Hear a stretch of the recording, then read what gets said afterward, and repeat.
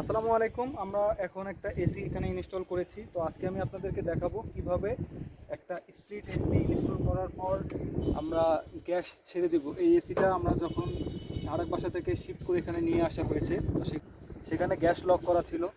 তো এখন আমরা এই গ্যাসটা আবার খুলে দিব পুরো সিস্টেমে। তো কিভাবে খুলতে হবে আমি আপনাদেরকে সেটা দেখাই।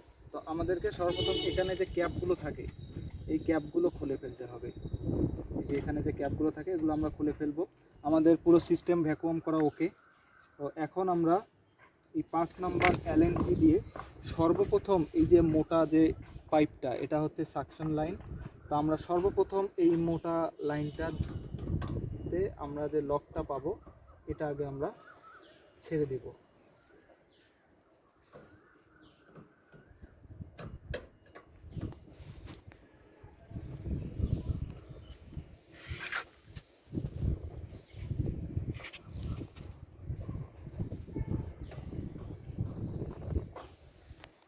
আমরা এটা যতক্ষণ পর্যন্ত ঘুরবে ততক্ষণ পর্যন্ত ঘোরাবো এবং শেষ মাথায় চলে আসবে। আমাদের এটাতে গ্যাস ছেড়ে দেওয়া শেষ এই লাইনে। এরপর আমাদের যে চিকন পাইপটা থাকবে এই চিকন পাইপের এই লকটা আমাদেরকে খুলে দিতে হবে এবং এটাও আমরা একদম শেষ পর্যন্ত খুলে দিব।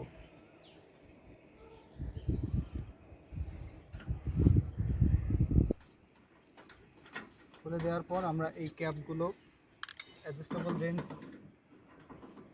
রেঞ্জ দিয়ে আমরা এগুলো শক্ত করে টাইট দিয়ে দিব।